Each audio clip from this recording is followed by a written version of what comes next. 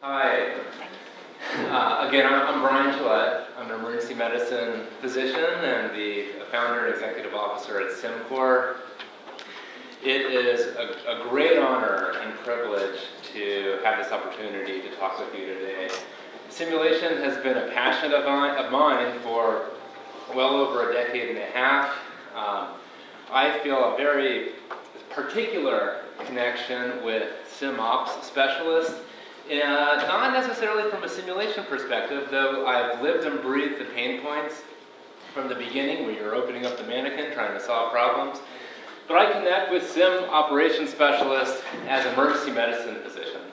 I think that we very much have similar mindsets, and we have similar challenges in that we're thrown curveballs every day during our job. And yet we MacGyver it, we figure out how to solve the problem in real time, behind the scenes, so that our objectives go off without a hitch, no matter what we're thrown. And that's something to really be proud of and special. The last presentation was so well done and important. I think what the new and Axel standards are reflective of the growth and evolution of simulation from the very early days when it was very much a thing of research in the academic circles to evolving into a well-adopted, pervasive tool in undergraduate and graduate clinical education across multiple disciplines. And now finally what we're seeing, what these guidelines reflect, is this last push of simulations penetration into the clinical use space where we're actually using this to train practicing professionals. This is amazing, but what it brings is, it brings a lot of new challenges, right? So I'd like to start out with a real life clinical vignette that had resonance, very, very profound resonance for me. This is the story of Mr. G. He's a 76-year-old man, healthy guy, and one day finds himself emergently admitted to a hospital, hypotensive, with chest pain, severe shortness of breath, really circling the drain, and is promptly diagnosed with an aortic valve rupture. Now this is a really big deal. Especially for a person in this age group. He's rushed off to the OR. Everything couldn't have gone more smoothly. In the emergency department, he has this miraculous surgery, amazing technology and skills and teamwork by the operative team. Chest is open, aortic valve is successfully replaced. He finds he survives the OR, gets to the cardiothoracic ICU, does very well, and 48 hours later is now on a cardiac floor, awake, eating, and that's just amazing. But then something happened.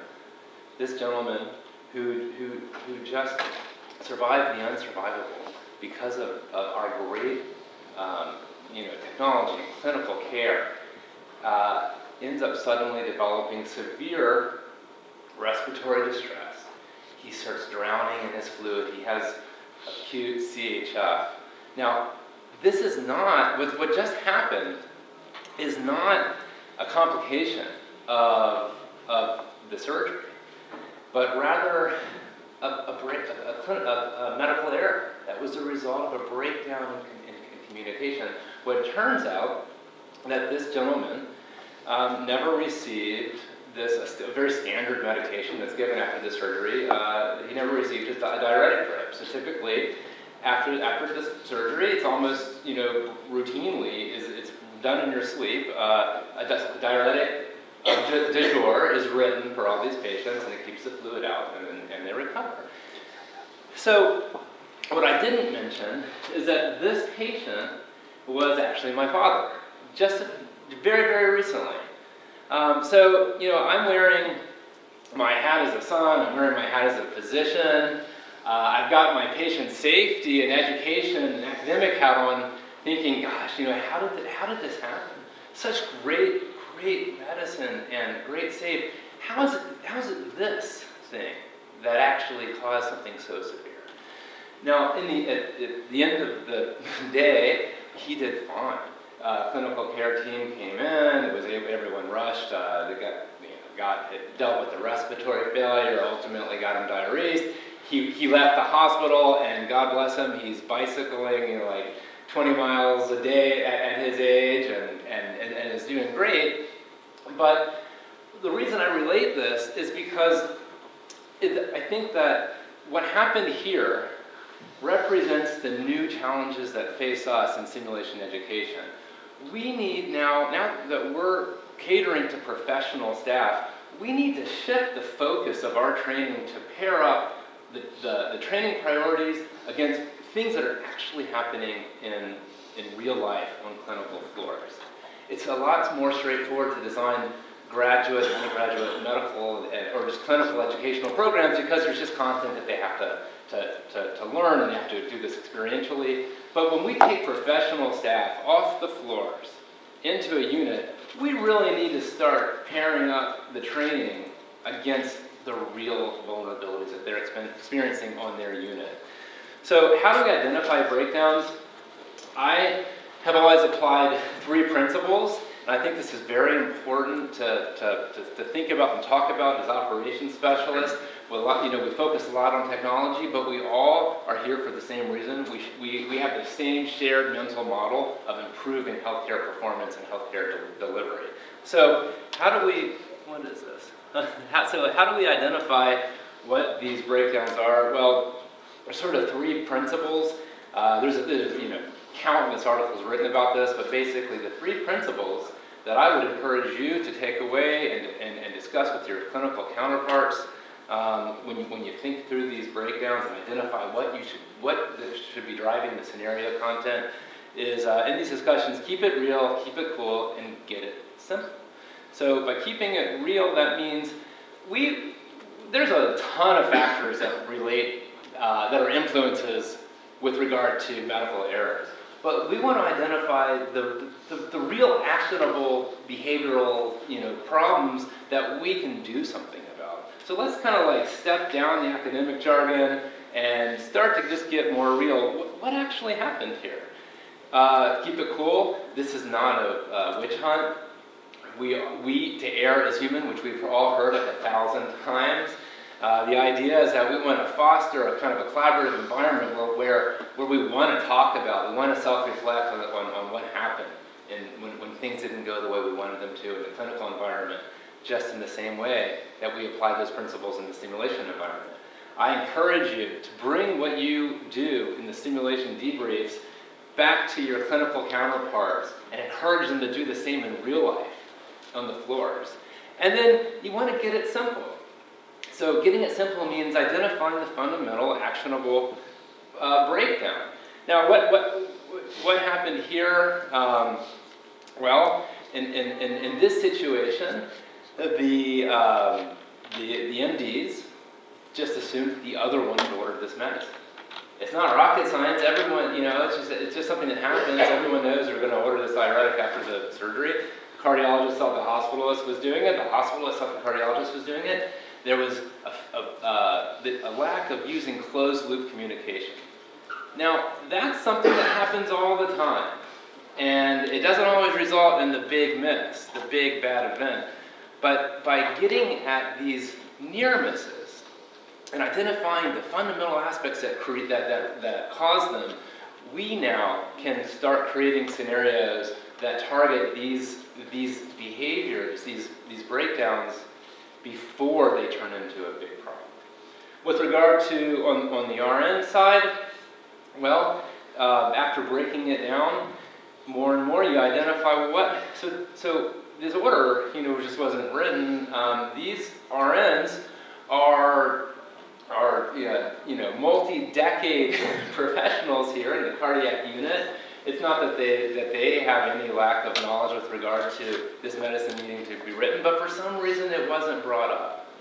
And in academics, we don't feel this as much, but it's there. there's hierarchical dynamics that can destroy or result in team breakdowns. So in this situation, you know, I wanted to explore what happened in a I wanted to apply the principles that I apply every day in my simulation operations to a discussion with the clinical care teams about what really happened.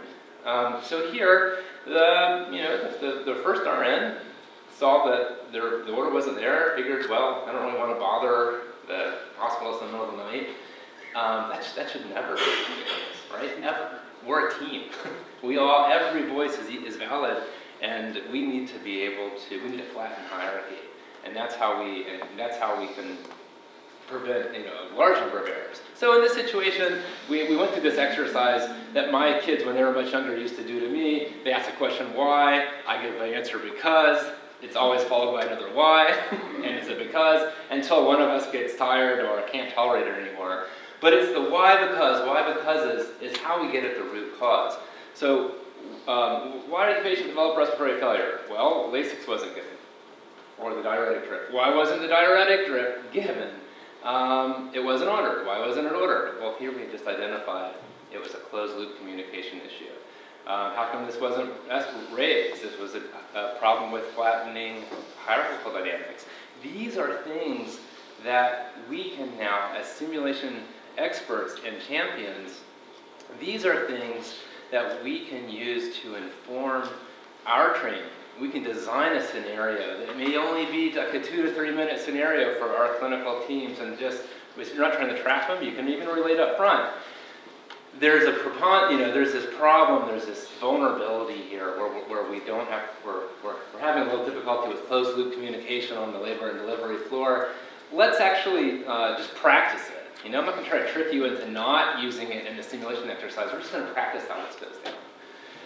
So what I'm getting at here is that as simulation pedagogy finds its way increasingly into professional training, we need to start turning our attention to the underlying team components that result in the big bad outcomes, and start addressing those to prevent them before they happen. These are the near misses. The near misses are the golden egg of content that we should be looking for when we design our training activities. What is a near miss? It's an unplanned event that didn't actually result in a lasting damage or a death, but it had potential to do so. And because nothing really bad happened, as in this case, this patient, my father, was discharged, because nothing actually lasting happened, that whole breakdown, that whole learning opportunity just sort of disappears as if it never happened. And one day, the same factors that related and caused that near miss are going to ultimately cause the big mess, the big bad outcome. So this is a framework shift that I think all of us simulation champions need to be attentive to. So, it's so important to me that I think this represents the two major challenges in simulation, and it's very much what these new NACSL guidelines are getting at. The two big questions are, what do we need to be, what should we be training, and how can we ensure it's impactful? So the what is let's get the training to the right people around the right problems at the right time, and then let's start circling back with our clinical counterparts and measuring whether or not our interventions are having an impact. Is there a decrease in these types of vulnerable situations that deal with team management? So how do we get there? Well, you get there. You get us there. You are the experts in clinical simulation. It's not the directors or the fellows. You are the cornerstone of the entire operation, and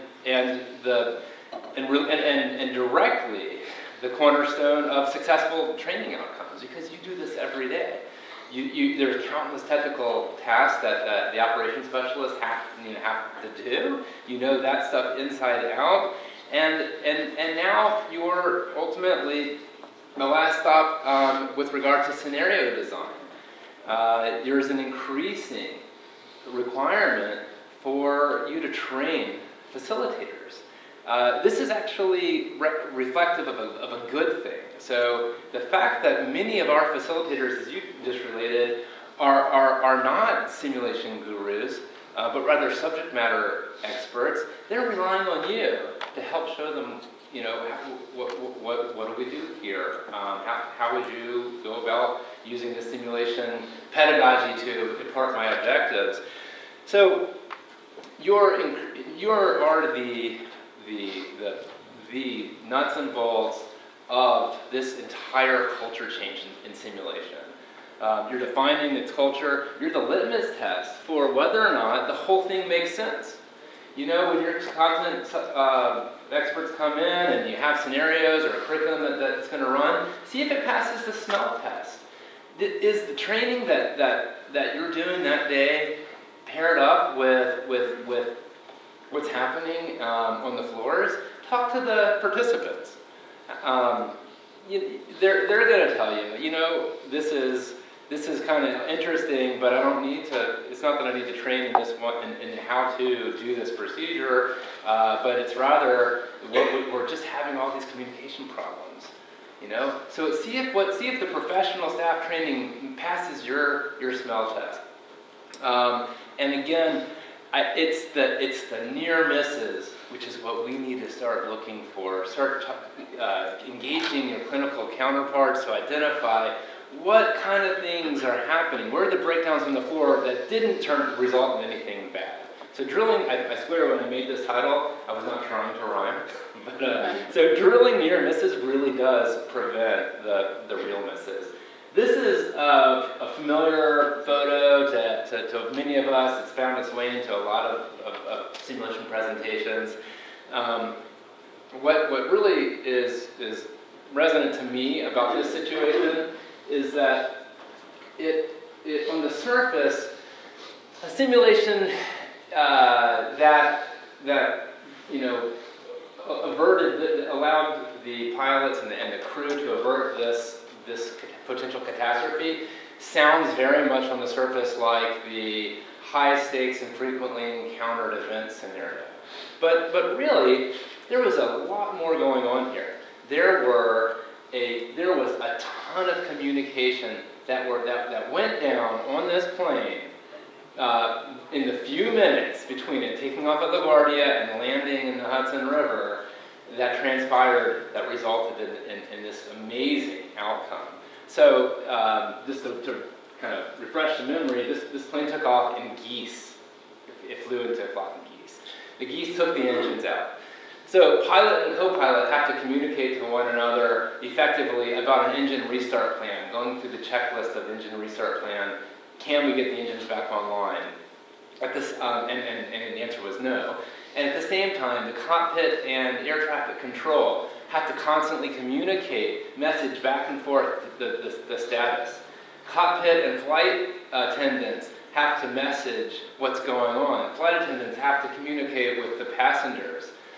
After it's been identified that the plane's not going to make it to an alternative landing site, there's the decision to land in the Hudson River has to get communicated back to air traffic control. Air traffic control has to then communicate effectively with the Coast Guard to clear the river out and get all the boats out of the way. All of this happened like a beautifully orchestrated dance, and it happened without a hitch. And it wasn't just the mechanical flight simulator that trained you how to actually do a crash landing.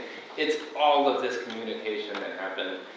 I liked, Kitty Higgins was the spokesperson for the National Transportation Safety Board at that time, and she read in a statement, these people knew what they were supposed to do, and they did it, and as a result, nobody lost their life. Well, this is because they drilled the near misses. Fortunately, there's not a preponderance of airline crashes to learn from, unlike the situation in the 70s. So they take near misses very seriously. close friend, and we have family in the aviation industry, relates that just a breakdown in communication, something so subtle that would otherwise fly under the radar of any normal conversation, gets picked up, gets identified as a possible, vulnerability, fed back, and looked at to identify as something that we should drill. This is the golden egg of preventing errors. We want to catch this up before they actually happen. So what's wrong with our traditional analytics? Right now, in healthcare, we're very focused on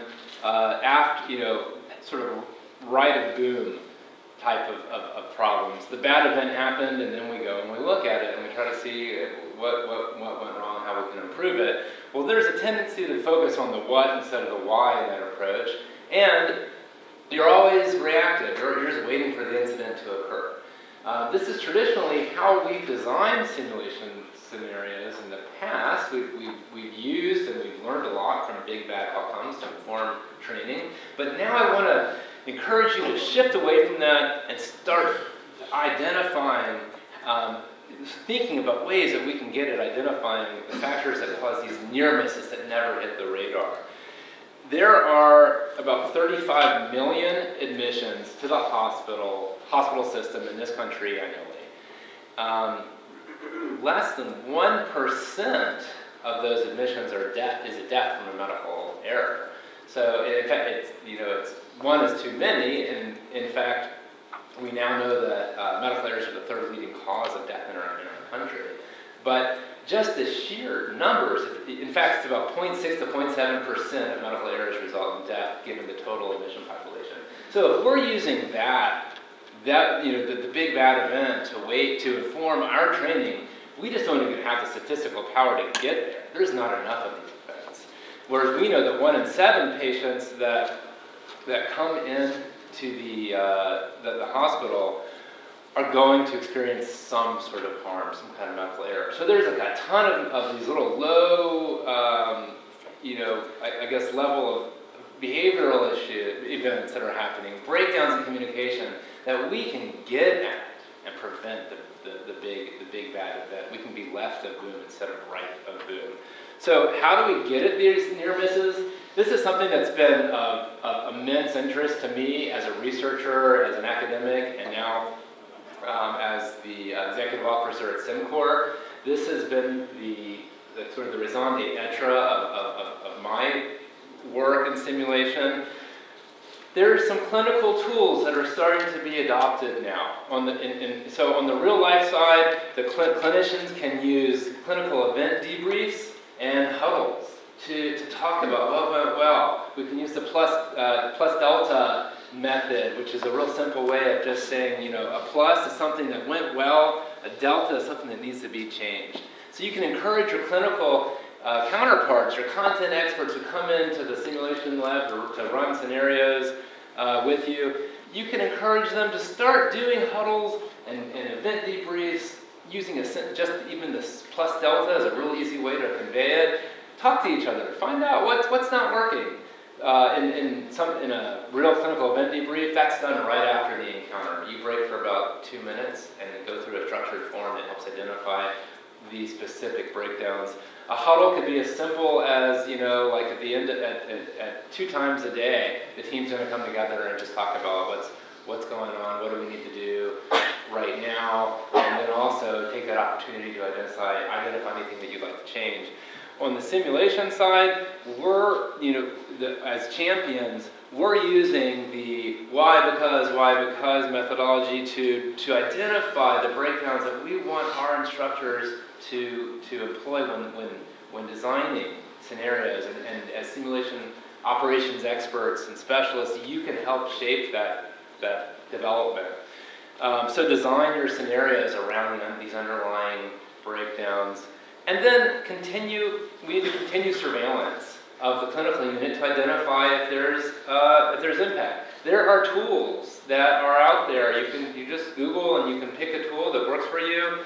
This was the entire motivation and mission of my company is to create software solution that's more than just a simulation management and center management system, but gets at provides tools to get at these clinical event debriefs and bridge that gap.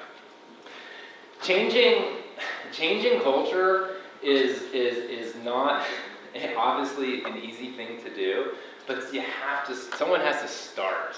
And it starts with the individual, and it starts with us. There's a real classic sort of 4-component evolution of culture change. This is like changing the course of a ocean liner. Okay, it's not a motorboat, so it's a slow-moving process. Most of us start in this pathological space. Perfectly reasonable, normal human beings exist in this first sort of space very often, where it's like, it's not, I don't specifically have the problem, things are seemingly going okay with my patients, and it's not really my problem, it's kind of a waste of time to do all this sort of exercises. That's a starting point that many clinicians have when they walk into your simulation space. And we can help shape that by having conversations with them to help raise awareness that there's actually a lot of things going on in the team that we can improve upon using this immersive experiential learning paradigm. Then the next phase in the healthcare system towards a culture of safety usually ends up being reactive. It's still very much where we live right now. We're waiting for the event. We do something when something happens. And then we kind of wind up in this bureaucratic phase, which is actually a good thing because there needs to be systems in place. And in this phase, the healthcare system has bought into the idea that we need to be thinking, like we need a way of reporting and cataloging these events, but it kind of stops there. It doesn't then go to the next phase of let's use these events to actually start training activities, and let's dig deeper and start looking for things before they actually happen. And then we finally wind up in this proactive phase, which is, we are always on the alert for risks. And that's what you want to inspire in these clinicians that come through your centers. Change is really hard. These are, the science of culture change is a massive field, tons published about it. But there's these 3 sort of components that are requisite to any culture change. There's the person level, the people, the teams. There's the processes and technology. With regard to people, to get change in healthcare and towards a culture of safety, the individuals have to believe that there is a need, that they need to change. They have to, it sounds a little silly, but there's a lot of folks, like the majority, I would say, don't think that there's a problem. And it's up to us experts to start to help shift that. We want to message to our clinical staff, our participants, that together we're going to identify these underlying problems, and I want you to help give me some ideas for simulations. That's a great way to get people to buy in. Give me some ideas for things that we might need to train. Process really is all about how do we execute. So you have to have processes in place to describe, to define what the problems are, and to execute your solutions. Now, with regard to technology, you are experts in technology, but I would encourage you to think about systems. You need a system to instill change and make it sustainable.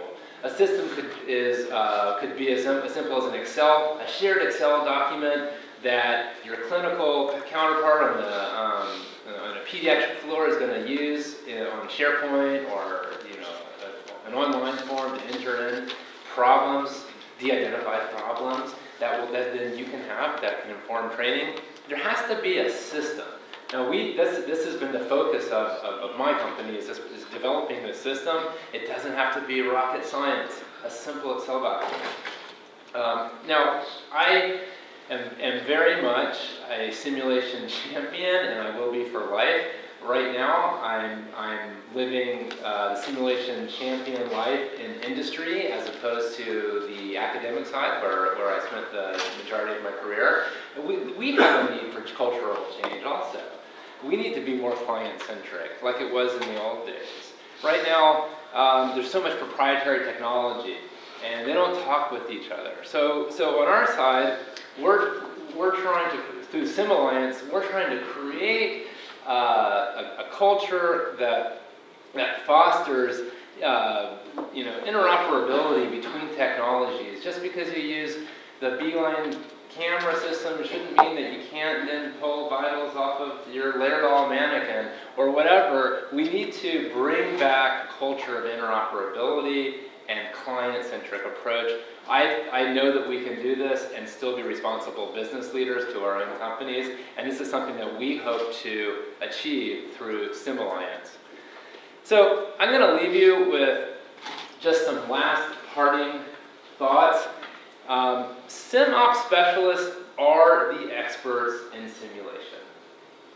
You know more about this craft than probably most of the faculty that walk through your centers. So don't be afraid to speak up as a vital member of the team.